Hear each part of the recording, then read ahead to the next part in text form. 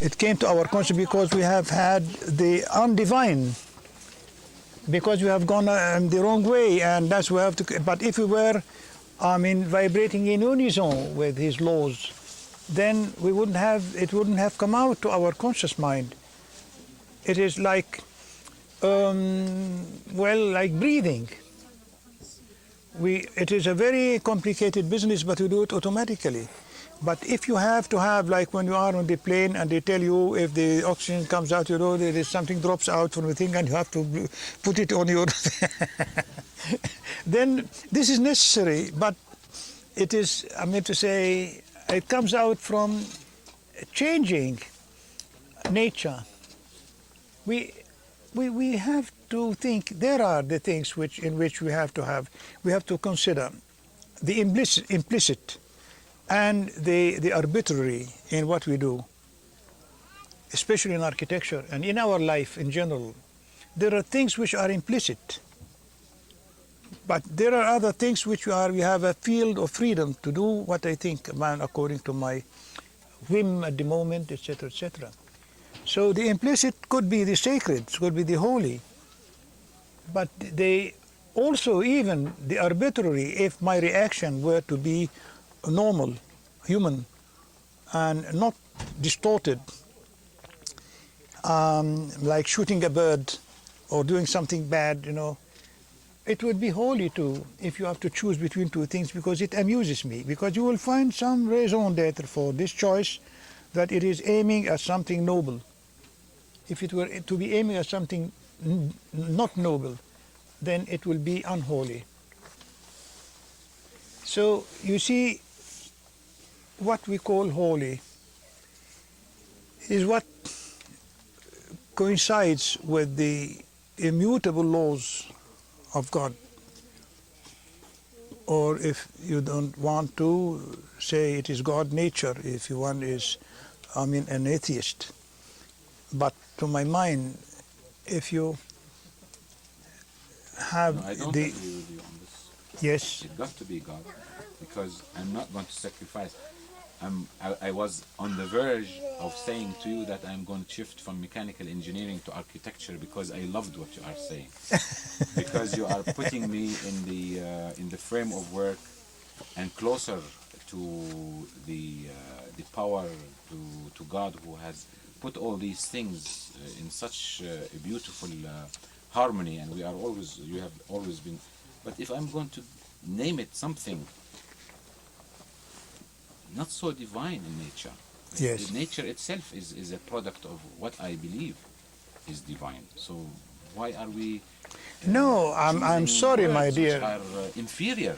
I am sorry. I am talking of the mechanical engineering when I am dealing with architecture, but mechanical engineering in itself is worshipping the mechanical engineer when he uses the laws of God.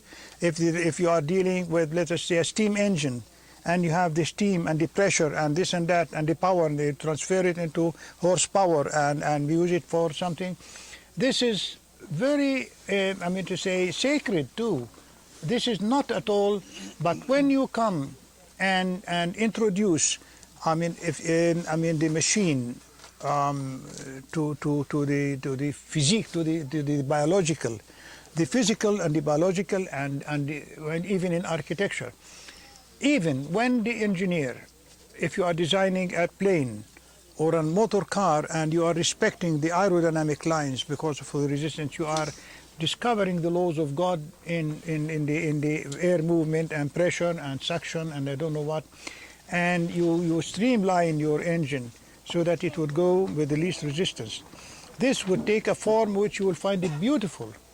Even if it were a bridge, there was this Swiss engineer, I don't remember now the name, he used to make most beautiful bridges because as we said, the lines or the form conciliates the forces that have been acting on it. Dr. Fathy, I'm in agreement as far as this is concerned, but why you are willing to name, you said, to those who are atheists or something, to go and say the power behind harmonics and the power I name it nature. Yes. I insist on No, naming it is God. This is what. It is God, it is not nature. Okay. I say for people who don't believe in God, because they are, because you see, when they tell us from the scientific point of view and the faith and so on, that the proton comes to the neutron and it makes the nucleus. No, it attracts the electrons which are having a negative charge, and it makes the nucleus. No, the nucleus is the proton and the neutron. And when it attracts the electron, you have the atom. And they complicate and discuss this, the scientists, the modern scientists, but they never tell you why does the proton come to the neutron. You know, in pharaonic, cosmology, or they say this is the force, the contracting force of Tum. Tum is a quality of God Amun. So it is the verb, it is the will of God that makes the proton to come to the neutron.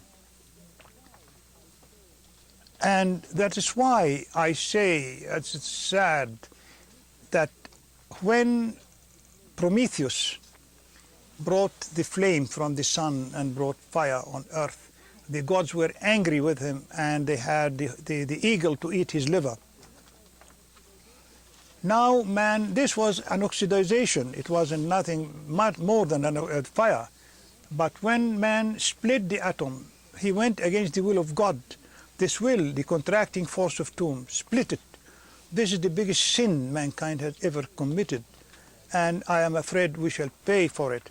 But I think that it might be, I call it the lemming instinct, because when the lemming exceed the number of the capacity of the environment, or they go and commit suicide by millions. And I am afraid that the atomic bomb is something coming out of the lemming instinct, because we are feeling that we are exceeding in the overpopulation, and to exterminate, because in the past it was the ecological balance between man and environment was produced by two things: weapons and disease. The weapon was the bow and arrow, it would kill one, but the disease was wiping out millions. Now we have control over disease, so it is the weapon who is controlling, is taking the millions. And it is fantastic. And I think that the worst thing that is happening to mankind is that the youth, this is the future, the life, they don't react against all this nonsense of what the atomic bombs and atomic nonsense. Because when they tell us that the first attack on what they call it, the industrial area out here, this will wipe out 100 million people in no time. And this news comes in the papers without having any reaction. If I menace one man, single fellow, by death, I am put in jail. And when you menace a million, you are left to do it. And there is no reaction. And I would like to have had the television and the radio and the papers to tell me who are these 100 million. To classify them by sex, by age, children, ladies, grown-ups, I don't know, and show by television families, we are eating, we are talking like we are talking now, and we are exploded, and we are having the soup, and I am hit and I ate my soup with blood that is shooting out of my, don't know. Horrify and have reaction for all men of this earth to go against such nonsense. But Dr. Fathy, I would yes. like, if I may interrupt here, and if I would like very much to share my feelings toward a film which I saw not too long ago in London. And this film was about the tsetse fly, which kills so many cows in Africa. And to make the story short, they made 3 teams of scientists to go and see how can they eradicate this fly. So one team tried to separate the 2 sexes, and they did not go very well in this. The other team, and all that was in film, the other team tried to analyze why the tipsy fly likes the cow, and which part of the body. Is it from the rear? Is it from the front? Is it from where? And so on and so forth. Finally, they put about 15 cows in a basement that they made, and they made a chimney above this cave where the cows were. And the tipsy fly came to the odor. So they wanted to see which kind of odor, is it from the back or from the front. And so they assimilated the odor of the mouth, and it was from the odor of the mouth. And so by adding in exact proportions, the exhale of the cow, they were able to bring millions of these flies to an electrical grid and kill them by the millions. And then they realized that the area where they killed these millions, the cows were increasing so much, and they decided finally to give up this because they were against the laws of nature, and they felt that if the tipsy fly, God did not put it there, that there would not be enough grass for all the cows that would go. Yes. And I thought I'd share this with you because it was amazing. Self-adjusting. I was glued to that television program. Yes. Lunch is ready. Okay. Lunch? Yes. But where are our friends? They are all here. I mean, No, the ones who went for the bricks, for the mortar. They're probably digging. Ah. They're probably just as happy out there. Dr. Hassan, I have a question, or not question, really, just like, it seems that what I understood from what you said, like you were against concrete. I am And not we are using against. concrete here. No. Excuse me, my dear. I am not against anything. I am not exclusivist at all. But I am against using concrete in the wrong place. And when we are having millions, we have, as I said to you yesterday, we have 900 million of the inhabitants of the third world who are doomed to a premature death because of the bad conditions of housing. And this is explained by the other fact that the statistics made tell you that the annual income per capita in this part of the world varies between 25 and 30 pounds. How can this man use concrete? You have to have concrete for your to say garages, multi-story garages, for banks, for whatever you want, but not for the housing of the millions. So each material has to be used in its right place.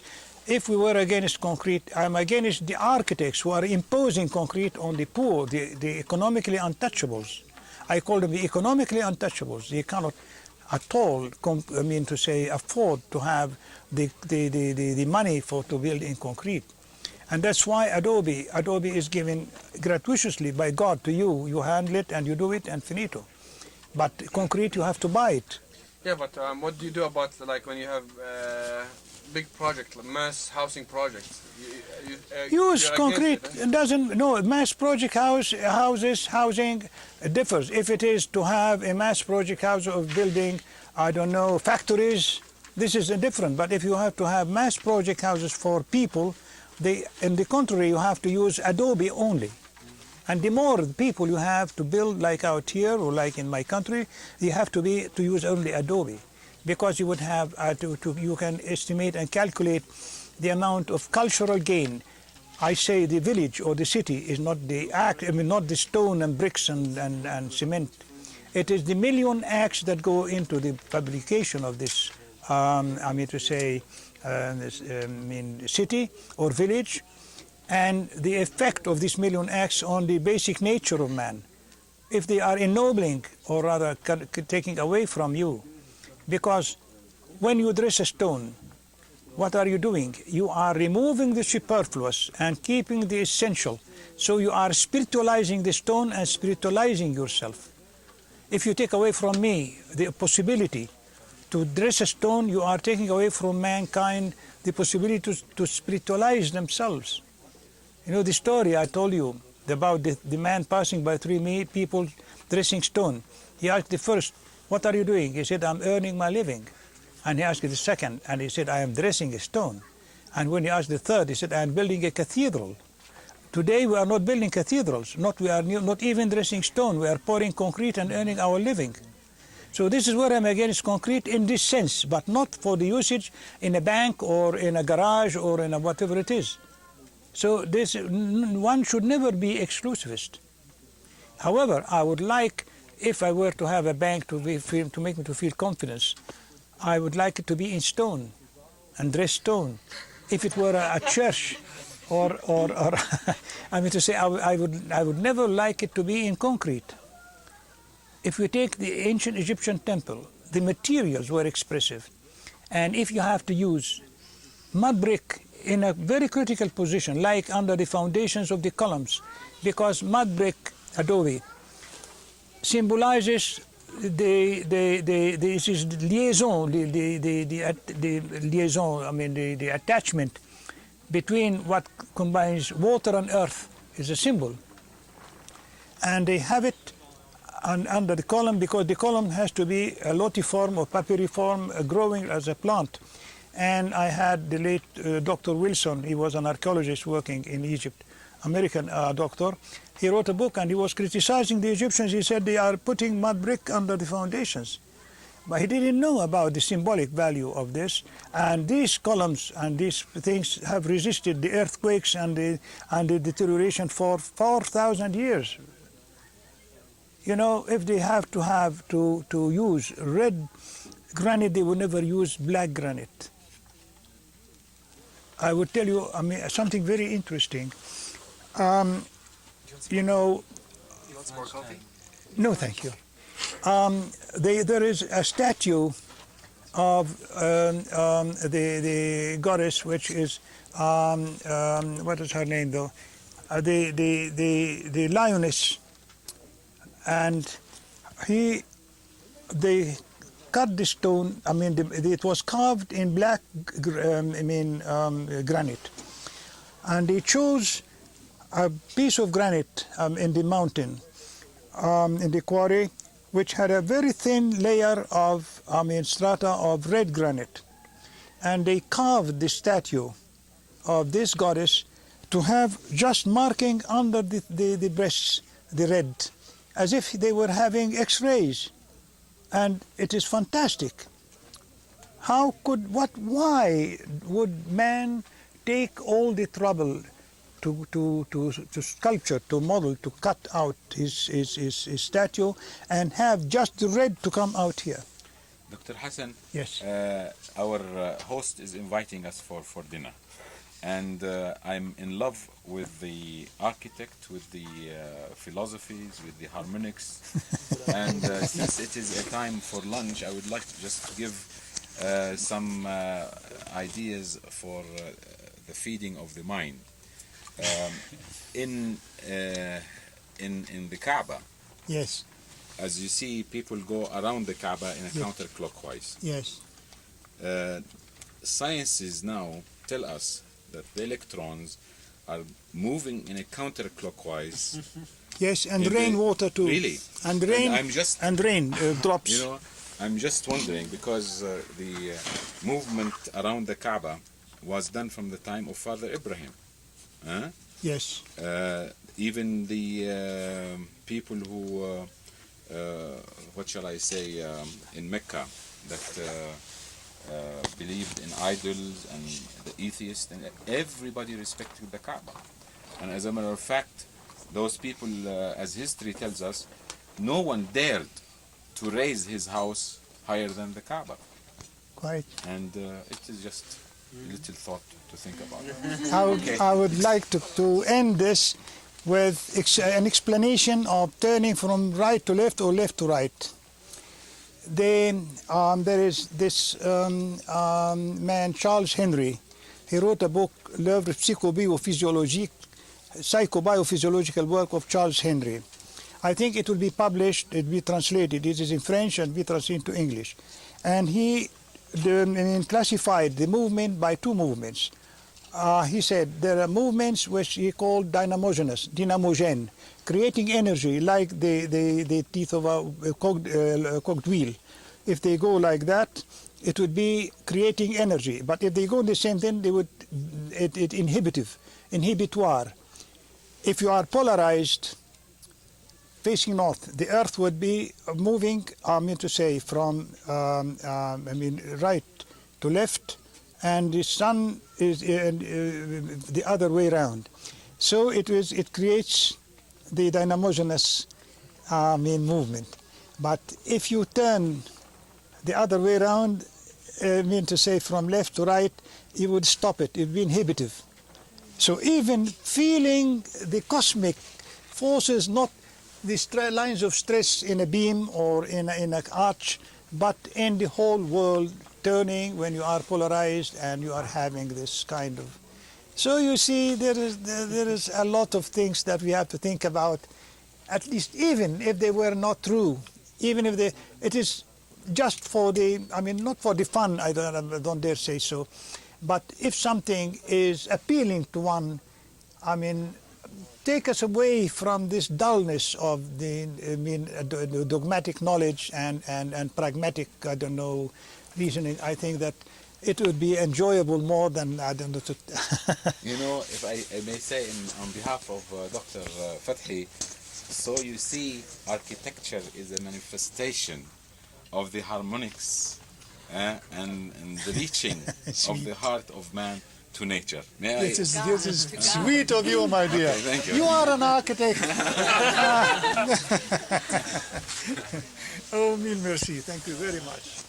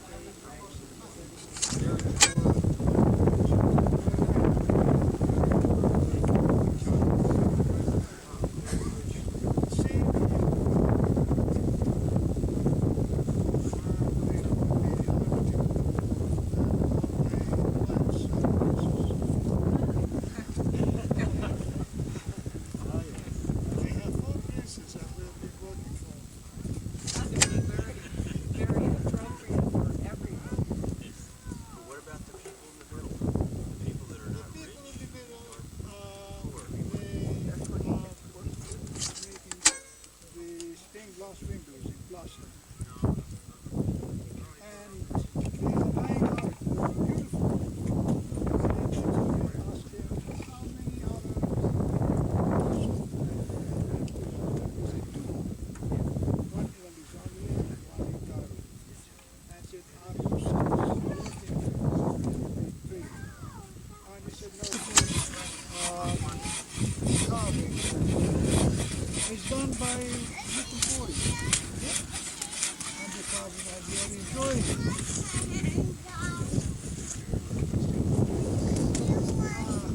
Kids are great. Kids love to work, love to build. How do you say?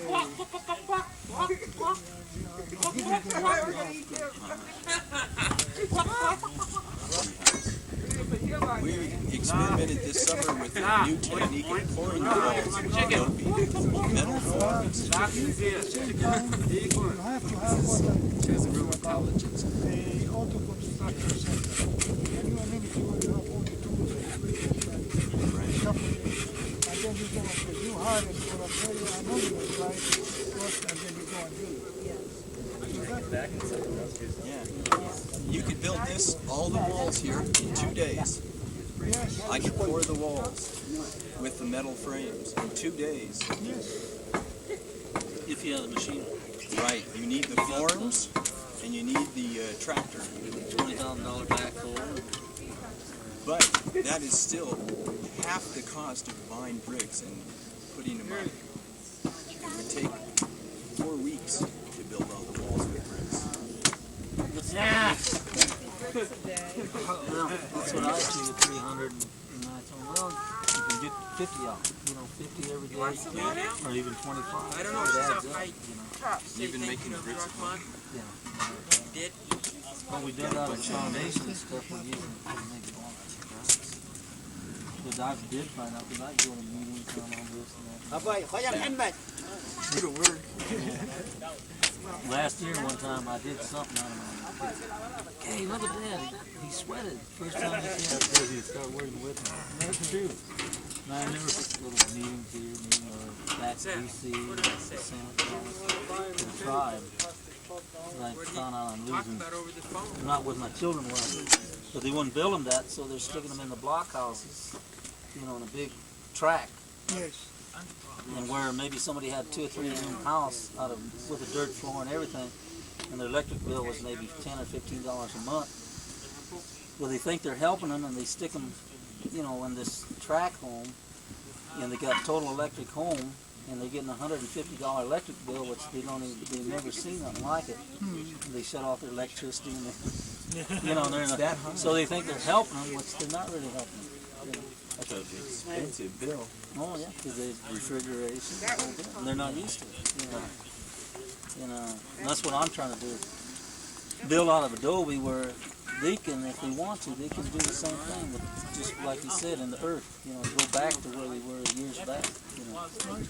And they don't have to pay 30 years to own a home. The problem is that we have to. Is not like to help the people build on their own. Is not like the Chinese barefooted doctor. Because here you have to have the land, you have to have the materials, you have to have the equipment, you have to have this and that. And you need the help of the government people. At the same time, you need the help of the technicians if you wanted to restore back the techniques, the traditional techniques, which permitted him to build on his own. This, we have to reintroduce the technique. And we have to reintroduce also the cooperative system. Takes a lot of people going like this. Yeah, definitely. Because this could not work unless we know each other. Now we are together. We are, 10 families together. The snag in cooperative building is that one man cannot build a house, but 10 men can build 10 houses easily. They can build even 100 houses. So, but what makes these people to come together? And building of the house, as I told you, a normal house will take you, average, 45 days to build. So, if we arrange it so, we build once for all, if it were for the work, we can do it in holidays. I used to go to Austria in summer, and the house I was living in was built by the owner. And they were building at the same time, the owner of the house and his stepfather and brother, and they were building another hotel. And it took them 5 years, because they used to work only on their holidays for 1 month, and then leave it, and come and work again and leave it. So you see, it's not necessary that we build it all of the time, but here for the building of the houses for the great numbers, if they need a house. If you have a community, we're not going to be 1 or 2 who are getting married and you want a new house or whatever it is. So that way, if you are in a community of 10 families, 20 families, they know one another, and they know when you come and help me, I will help you when you come to build your house. People are doing that more all the time. That's it. Because now, as the cost is becoming very high, they are forced to come to this. They're forced to. It is a good thing that prices are rising high, so that they come back to cooperation and to knowing one another and culture and promoting culture. The biggest thing would be the centers where you can get material, things like scaffolding and things you don't want to buy. could be a loan center. Rather than having the government build people their houses, they should set up the equipment and let them do it themselves. One of the biggest problems with government housing is people don't take care of it because they don't have any connections. Right. They didn't build it, so they don't have any feeling for it. But if they built their own house, they would be happy and they would keep it up. But that's the biggest problem with any government-built housing.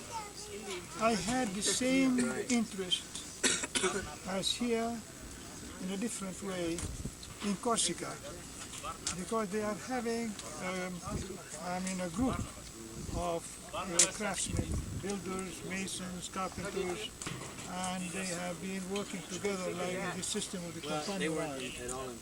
And we are having a center in Corsica for the institute, because what they are doing is what we are appealing for. And it is raining everywhere. But in towns, the time will have come in towns when the town planning would allow for it. Because now we have town planning, we have the center, and we have the centers, and the commercial part is trespassing on the dwellings, on the domestic. Yeah. So, but if they were to, we have to have the domestic quarters separate from the center, and with no high rise or nothing, and you need the high rise for the office buildings, for the commercial buildings, for the whatever it is, but what do you call it,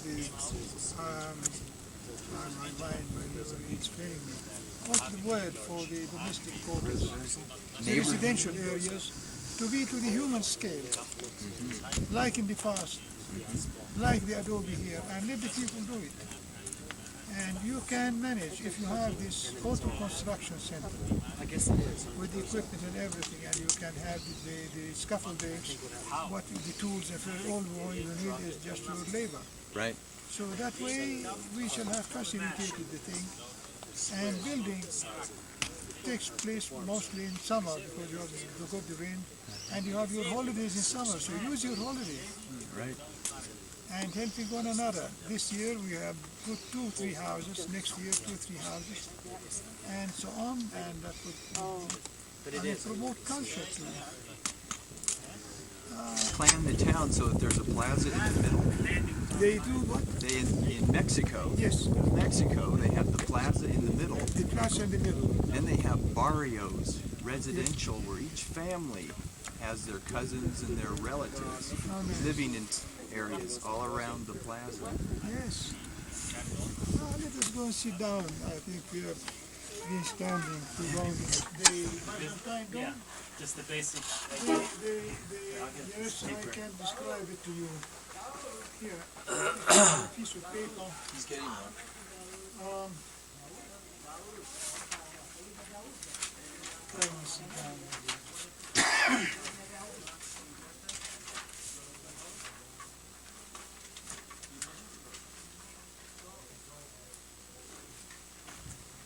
You see, the Byzantine dome has the curvature of the dome, or the circumscribed circle, not the inscribed circle.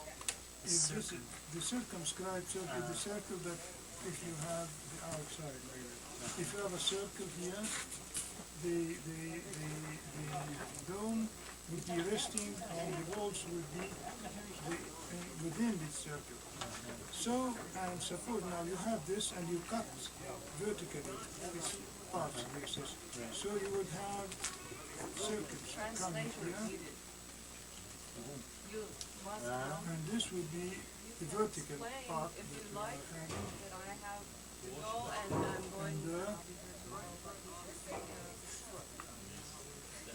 So, and then you will have here this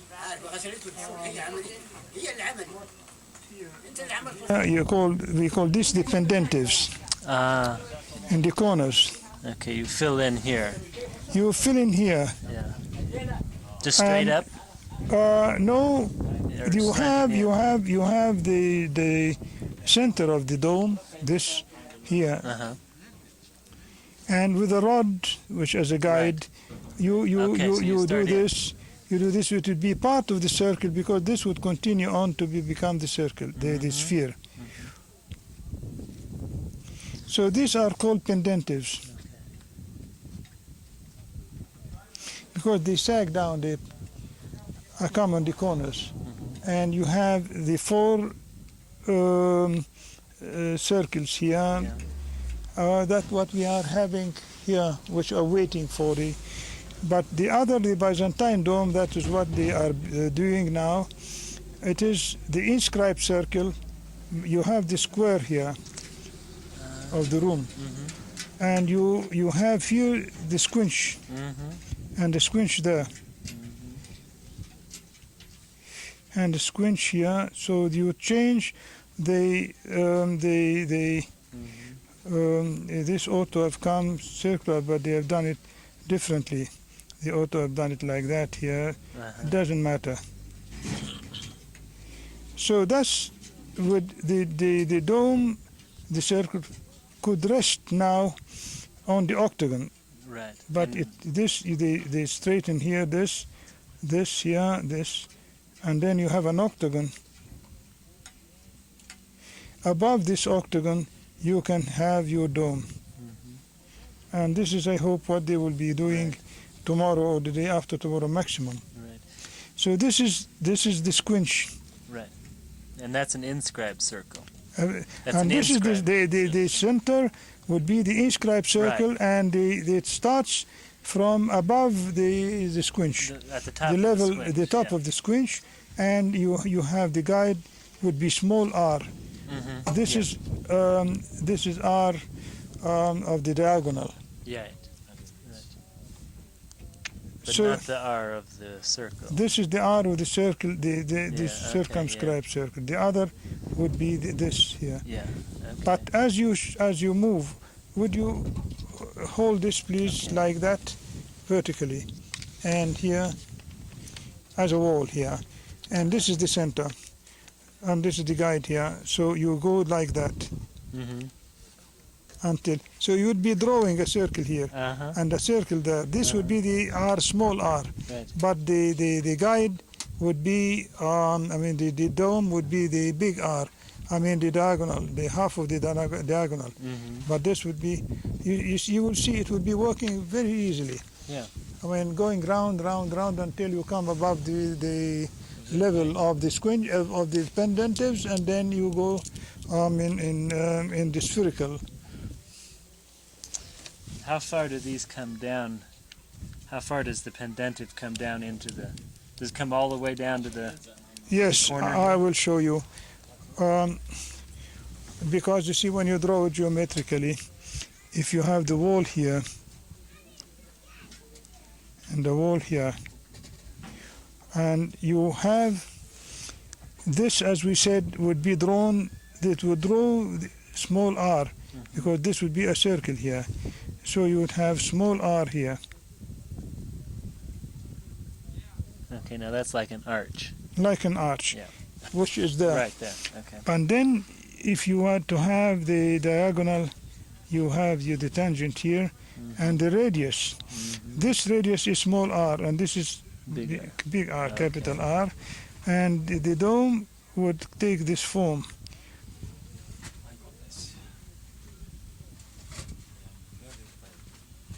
So this would be the squinch, and it will go low by small r from here.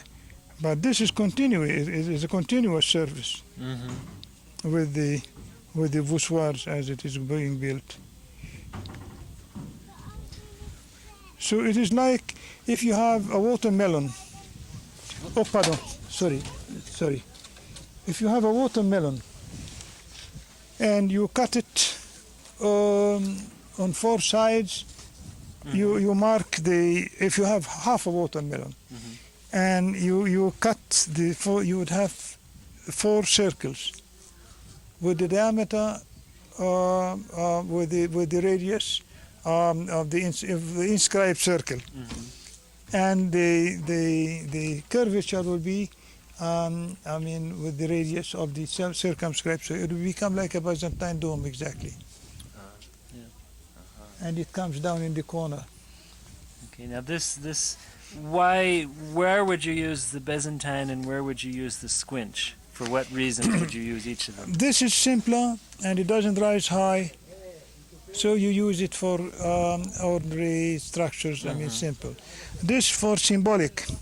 They use it because it is where you want to have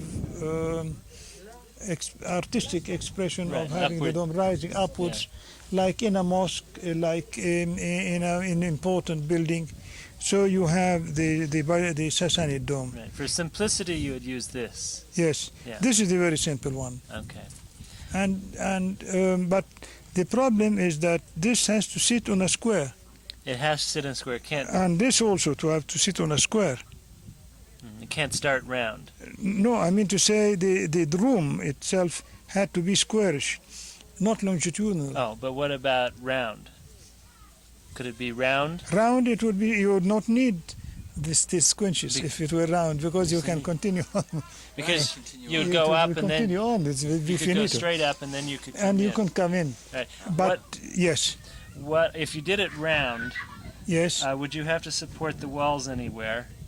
no, Because they would all come down. they and all then go come straight down, yes. You can, if it is round like that here, this is the wall here that you have, and you have the dome on top here.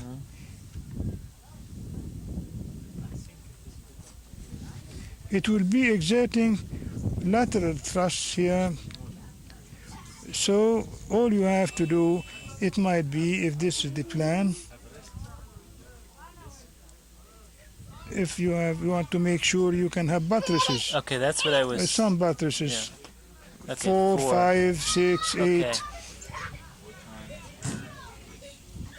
Yeah. and then it would hold.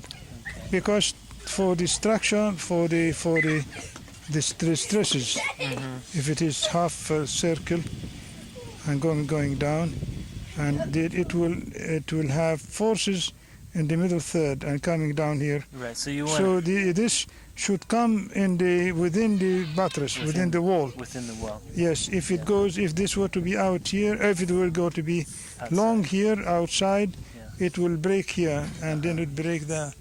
Okay. When you make a combination of dome, either dome And vault. and vault, Yes, you have the vault here.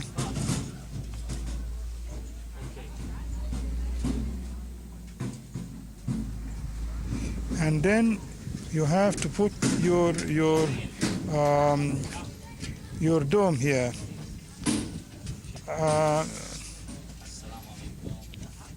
The dome has to sit on a square. This would be leaning backwards. So they build here an arch using this as if it were a centering. And then they push it forward. In section it will come like that, and the vault is going there like that. And they put the arch. You have to bring it to the plumb line here. So not sure I made it too high. I mean too far away. They put the arch projecting here, so as to redress let it be like that more or less. You see, if the slant that you are having is going like that, that's the slant on your on your vault. it is about 30 centimeters. While they are building, they redress it so that they reduce the inclination as much as possible. And then they put here, if this were to be the vault, the section of the bricks, then they have the arch that they put here, let us say like that, 2 bricks here and half a brick here and a brick here, and make an arch over this. So and they have the dome to rest on this, and then you have underneath empty. So it will give you a crescent. You would have, this would be the vault here, and the wall is here, suppose. And then you have the dome will come on top. You will have the crescent coming like that. This part here would come like that, and then you have your dome would be resting on this here. The pendants will come down, and if you have it here, the pendants would come down here. You draw your circle over this, and you take the center and do it. It will come something like that. And that way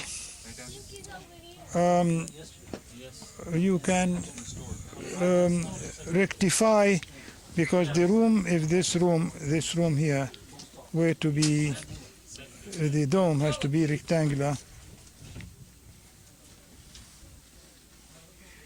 You can have this vault, it can come here, from here, the vault.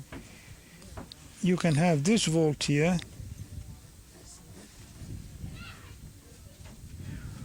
If this were to be 3 meters, let us say, squarish, you can have 2 meters here, you have here 5 meters length, and you have rendered your room rectangular, not square.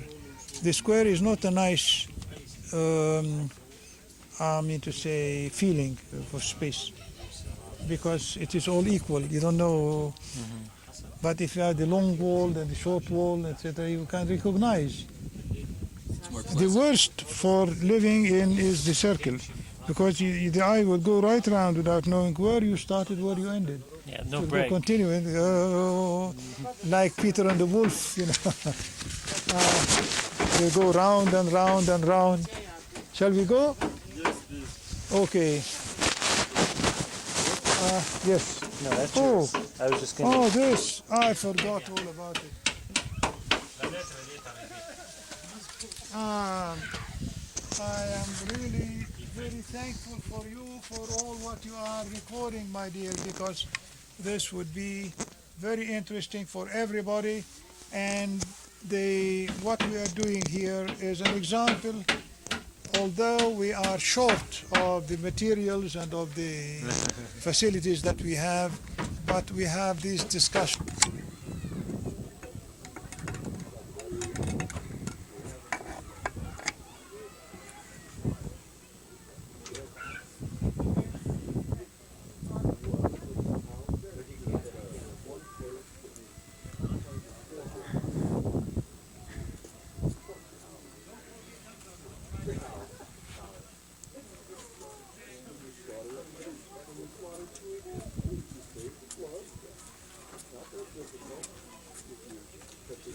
When you guys are having a nice discussion, oops.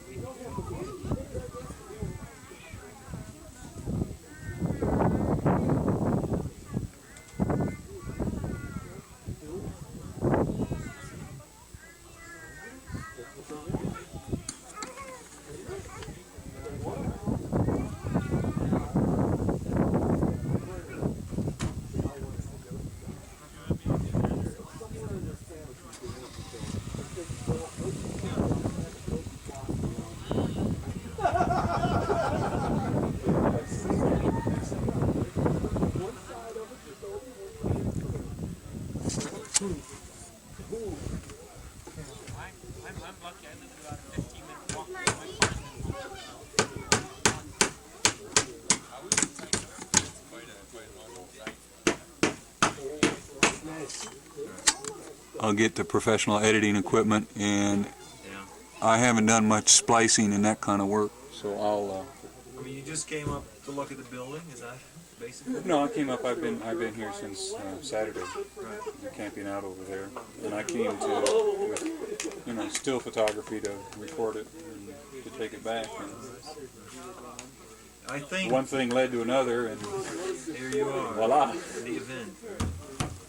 Well, that's great. Bill?